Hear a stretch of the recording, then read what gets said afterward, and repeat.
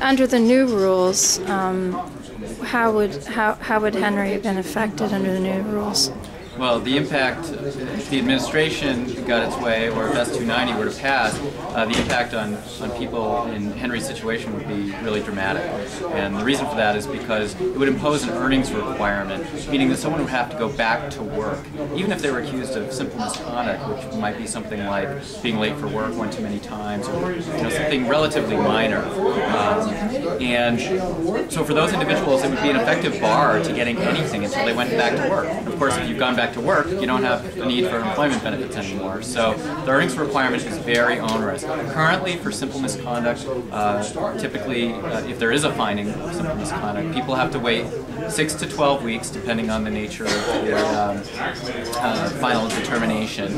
But eventually, they can start collecting benefits. So it's a way to recognize that for something relatively minor, where the employer feels the need to act, eventually that family can get benefits if they still haven't found work after a certain period of time. So it's really, it's a way of making a distinction between simple misconduct and the more extreme gross misconduct, which would be very serious infractions like theft or something like that, really adverse to the employer's interests. So I think, the problem with making an effective bar to anybody that's accused of misconduct is really you affect all the families, all the kids, all the partners of those people who have lost their jobs. And you're also putting at risk their ability to go back to work in the first instance because they're not able to pay their bills. So what Henry's talking about in terms of losing your car and then not being trapped in a rural area like many Vermonters are, that's effectively a trap that's going to bar somebody from finding work. And I don't think that's the intent or the purpose of unemployment. It's supposed to be a bridge to finding employment again, and that's what it should be for. The fund should be maintained as it is, as far as benefits are concerned.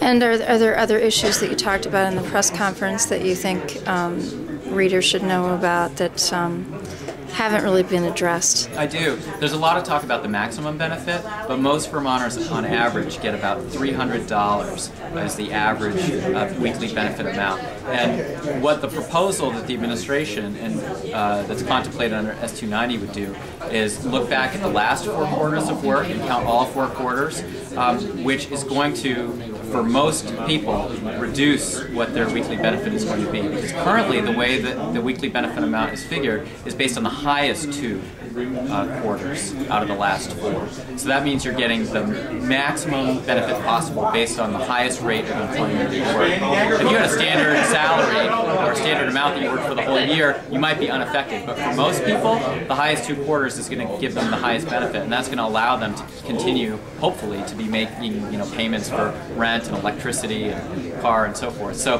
that's a huge hit that most Vermont workers will face under this plan. We oppose it. Is there anything else?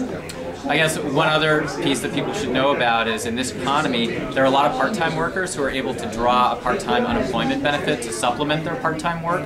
And what the administration and what S-290 would do is reduce the earnings disregard for part-time workers. So currently, 30% of what you make as a part-time worker is disregarded in factoring out what the remainder of your benefit might be. So you get a little bit more of a benefit that way.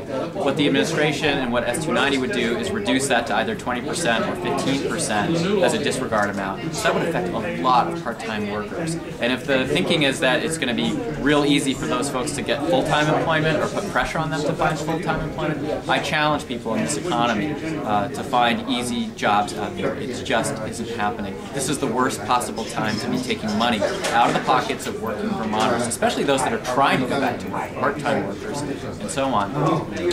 People, based on their last 4 quarters' wages, it's just not right. And for all those reasons, we oppose the changes that the administration or S-290 contemplate.